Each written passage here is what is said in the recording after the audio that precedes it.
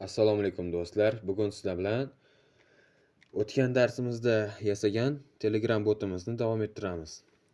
Esingizda bo'lsa, biz o'tgan darsimizda Telegram botdan foydalanuvchini ismi, ya'ni mana bu yerdagi ismi, xo'sh, bu yerdagi username va Telegramdagi IDsini olishni o'rgangandik.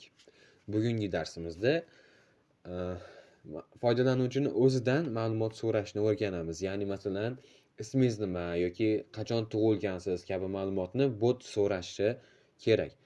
Xo'sh, buning uchun Telegramdan chiqib ketibman. Xo'sh, buning uchun birinchi bo'lib biz kodimizni ko'radigan bo'lsak, bu yerda o'sha qanaqa xabar jo'natadigan bo'lsa ham username va user idni jo'natadigan kod. Endi biz userdan narsa so'rashimiz uchun, ya'ni foydalanuvchidan narsa so'rashimiz uchun bizga state degan narsa kerak bo'ladi. Bu narsa nima? Bizning ma'lumotlarimizni vaqtincha saqlab turadigan narsa.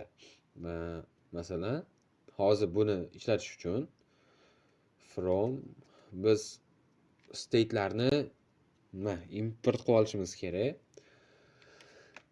Bularni iogram kutubxonasini fsm state degan bo'limidan import qilamiz. Import states group. Bularni import qilamiz. Import states group. Xo'p, buni import qilganimizdan keyin bizga bu state'larni ishlatish uchun yana bitta narsa kerak bo'ladi. Bu fsm context degan narsa kerak bo'ladi. U narsa yordamida biz shu state'dagi ma'lumotlarni olishimiz mumkin bo'ladi. Xo'sh, birinchi bo'lib state yaratib olishimiz kerak bo'ladi. Buning uchun biz classdan foydalanamiz. Class masalan nima desak bo'ladi?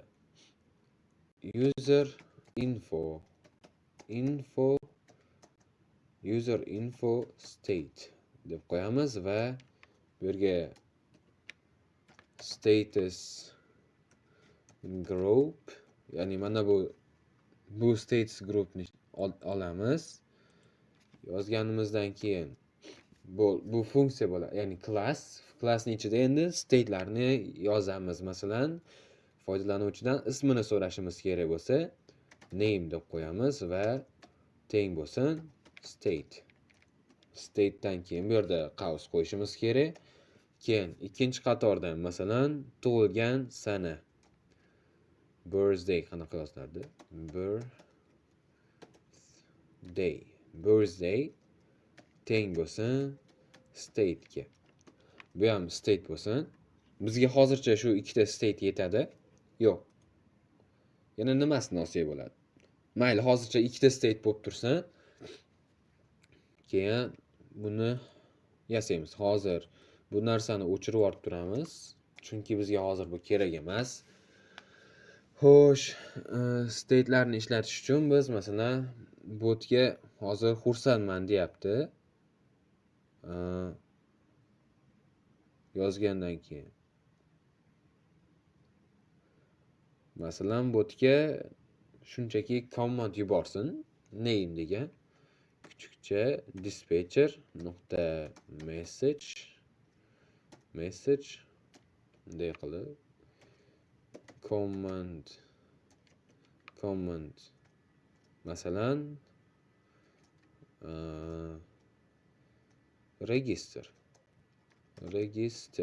register degan komanda yuborsin botga.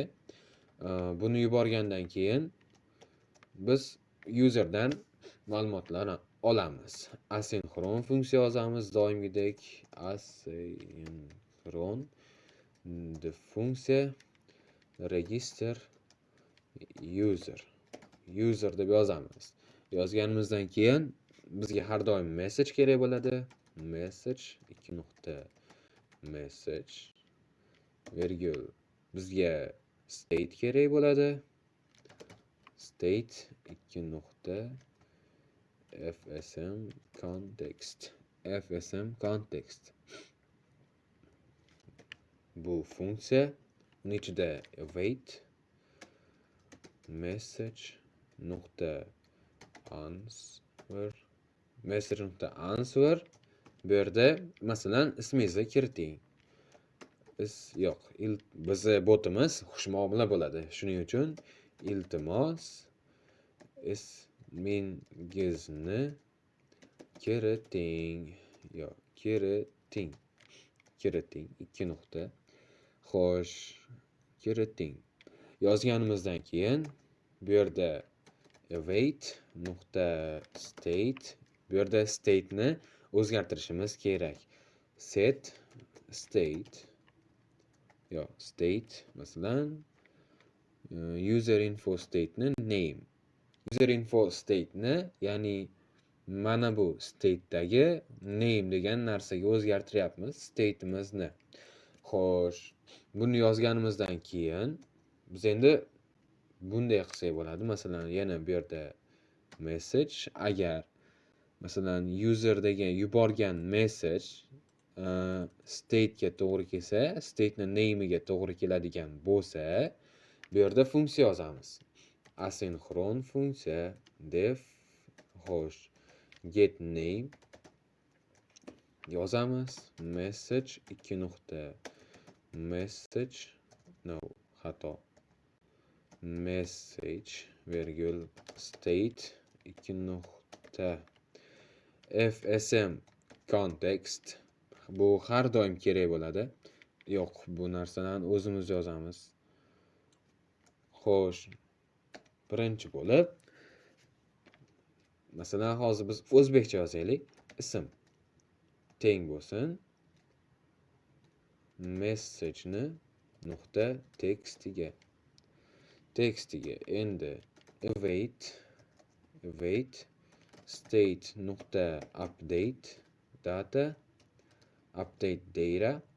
data xo'sh yozamiz va name'ni ismga tenglab qo'yamiz.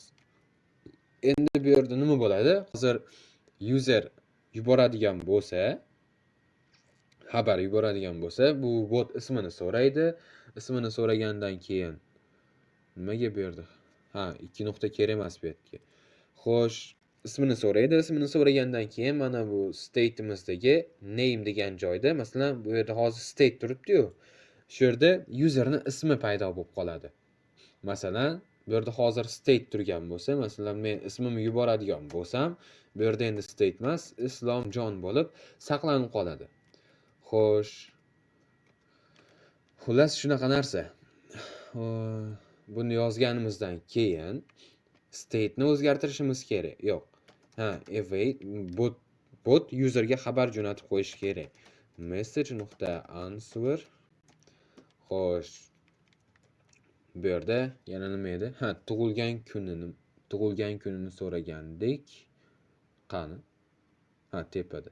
Birthday. Ya'ni endi iltimos tug'ilgan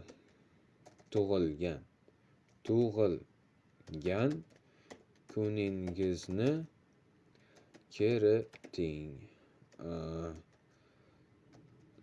Va pastga namuna qo'yib qo'yamiz. Namuna 2 nuqta masalan qanaqa bo'lsin? 09.08.2008. Yo'q, hozir 09.08 deganda bu oy bilan nima boshqa narsaligi, kunligi adashtirib qo'yishi mumkin. Shuning uchun bu yerga 11 yozamiz. Bu yerga yo'q. 31 deb qo'yamiz. 31 yoki shunchaki 25. Nimaga buni qildim? Shunchaki to'g'ri kelgan raqam. Buni yozganimizdan keyin state'ni update qilishimiz kerak. Ya'ni state'ni o'zgartirib, keyingi state'ga o'tkazishimiz kerak bo'ladi. Xo'sh, masalan, bu yerda await set state, ya'ni userni, aniqroq koddagi state'ni userni tug'ilgan kun state'iga o'zgartirdik. Endi bu yerda yangi qatordan deb dispatcherdan yangi message agar bu yerda user info birthday ga to'g'ri keladigan bo'lsa, ya'ni state'dagi birthday degan xabar keladigan bo'lsa, yana bitta bu yerda get birthday degan funksiya paydo bo'lsin. Ochamiz. Bu yerda get birthday endi data yo'q, birthday bo'lsin. Biz hozir tug'ilgan kunni olayotganimiz uchun mayli, tug'ilgan pastki chiziqcha kun teng bo'lsin message-ni nuqta tekstiga. Xabarniki tekstga teng bo'lsin. Xo'sh, endi state ni update qilishimiz kerak bo'ladi. State nuqta await bilan yozardim. Await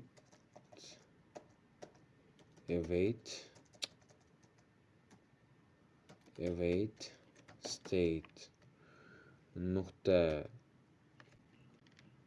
update data update pastki chiziqcha data, masalan birthday teng bo'lsin tug'ilgan kunga teng bo'lsin. Bundan keyin buni olganimizdan keyin endi biz userga xabar jo'natishimiz kerak. Buning uchun userni anaqa tug'ilgan kuni bilan ismini state'dan olishimiz kerak bo'ladi. Buning uchun biz user pastki chiziqcha data teng bo'lsin await state nuqta get data. Xo'sh, bo'ldi. User endi ism teng bo'lsin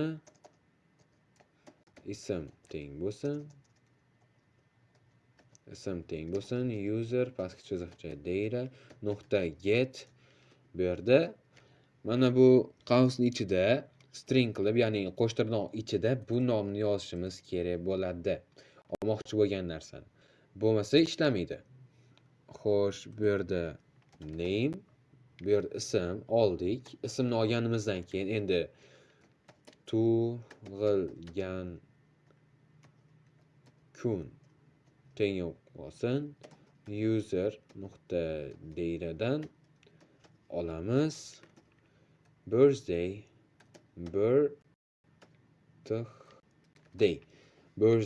tug'ilgan kunni oldik. Endi userga xabar yuboramiz. Await message nuqta answer.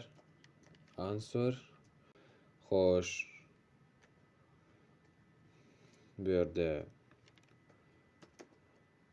ro'yxatdan muvaffaqiyatli o'tdingiz. Xo'sh, pastki qatorda ma'lumotlaringiz deymiz va yana pastdan ikkita enter qo'yib userdagi ma'lumotlarni yuboramiz. Ism 2 nuqta. Bu yerda xo'sh, bu yerda userning ismini chiqarishimiz kerak. Shuning uchun bu yerda f qo'yamiz va biz jingle qavs ishlatishimiz mumkin bo'ladi. Ism virgul va yana enter tashab tug'ilgan kun 2 nuqta, yana jingle qavs tashab tug'ilgan pastki chiziqcha kun. Xo'sh, bu ma'lumotlarni yozdik. Endi botimizni sinab ko'ramiz. Buning uchun birinchi bo'lib botni ishga tushirishimiz kerak bo'ladi.